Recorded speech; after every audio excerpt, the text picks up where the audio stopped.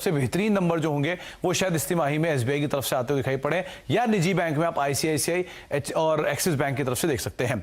अच्छा, higher level से क्या ईज आउट हुआ है? कोटक महिंद्रा बैंक करीब करीब 20% अपने हायर लेवल से टूट चुका है, 33 के मल्टीपल पे कामकाज कर रहा है। बहुत ज्यादा वैल्यूएशन में पी इस्तेमाल नहीं होता, लेकिन फिर भी मोटे मोटे आंकलन के लिहाज से आप ये मान सकते हैं कि एचडीएफसी बैंक 14% अपने हायर लेवल से ईज आउट हो चुका है, जो कि अभी 23 के मल्टीपल पे कामकाज कर रहा है। आईसीआईसीआई बैंक भी करीब करीब डबल डिजिट में फॉल दिखा चुका है और ये भी 20 से 24 के मल्टीपल पर अभी ट्रेड करता हुआ दिखाई पड़ रहा है। वैल्यूएशन के लिहाज से थोड़ा सस्ता आपको दिखाई पड़ेगा एक्सिस बैंक। हायर लेवल से 8% फॉल के बावजूद ये शेयर महज 19 के मल्टीपल पर ट्रेड कर रहा है। और सबसे सस्ता आपको दिखाई पड़ेगा एसबीआई, जो कि हायर लेवल से सिर्फ 6% नीचे है, लेकिन उसके बावजूद भी 12 के मल्टीपल पर कामकाज कर रहा है। तो वैल्यूएशन के लिहाज से भी आपको बेटर साइड पे दिखाई पड़ेगा एसबीआई और एक्सिस बैंक। अच्छा, 5 साल की मुनाफे की ग्रोथ सबसे बेहतरीन रही है कोटक महिंद्रा बैंक की, 24% के आसपास की, और इसके जो 4 साल का एवरेज एनपीए वो करीब 1.25% के आसपास है। एचडीएफसी बैंक 20% की मुनाफे की एक बढ़िया डिसेंट ग्रोथ, और एनपीए बिल्कुल फ्लैट 1/4% के आसपास के नेट एनपीए उन्होंने पिछले 4 साल के एवरेज में रखे हैं। आईसीआईसीआई बैंक में पिछले 5 साल में करीब 13% के आसपास की ग्रोथ रही है और एवरेज एनपीए 2.5% के आसपास रहा। वहीं अगर आप एक्सिस बैंक की सिचुएशन देखेंगे तो वहां डी ग्रोथ आपको दिखाई पड़ेगी पिछले 5 साल में, और जो एनपीए का आंकड़ा था वो 2% के आसपास देखने को मिला एवरेज पिछले 4 साल का।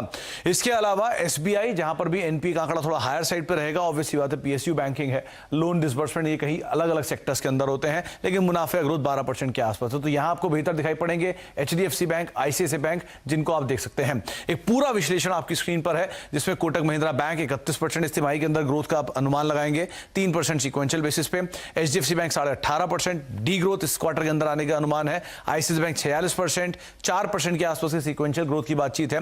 एक्सिस और एसबीआई जो कि सबसे बेहतरीन नंबर्स दे सकते हैं। तो ये रिजल्ट का आकलन, और आखिरी में वैल्यूएशन का पैरामीटर आपकी स्क्रीन पर। सबसे सस्ता वैल्यूएशन के लिहाज से एसबीआई, एक्सिस, आईसीआईसीआई, एचडीएफसी, और सबसे महंगा कोटक, डिस्पाइट ये 20% का फॉल दिखा चुका है। तो ये पैरामीटर्स आपके सामने रखे गए हैं, नंबर्स हैं, और नंबर से ठीक पहले आप इन आंकड़ों का के आधार पर अपना एक इवैल्यूएशन कर सकते हैं।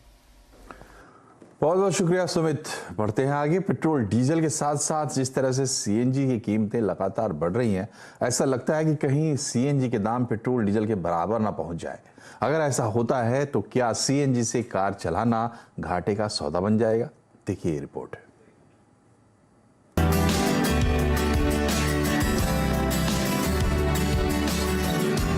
कीमतों के मामले में सीएनजी और पेट्रोल डीजल के बीच मुकाबला चल रहा है।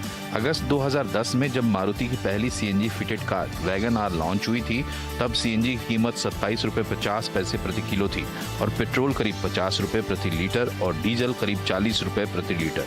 अभी भी पेट्रोल, डीजल और सीएनजी की कीमतों में 35 से 50 रुपये तक का अंतर है, लेकिन सीएनजी से कार चलाने वालों को टेंशन होने लगी है। सीएनजी के इस तरह से जो बेनतहा बढ़ोतरी कर रहे हैं वो ना करें। एक लिमिट की बढ़ोतरी तो अब 2.5 रुपये के साथ बढ़ा रहे हैं। आप कहाँ से हम लेके आएंगे? हमने फिर सीएनजी गाड़ी ली क्यों है? तो पेट्रोल की लेते, डीजल की लेते गाड़ी। हमने कोश भी ज़्यादा दिया, सरकार का साथ भी दिया कि पॉल्यूशन की दिक्कत है साहब, हम एक अच्छी शहरी बनते हैं, उसमें भी हमें कोई रियायत नहीं है। आज पेट्रोल मुंबई में 120 रुपये, दिल्ली में 105 रुपये प्रति लीटर है। वहीं सीएनजी 70-72 रुपये प्रति किलो।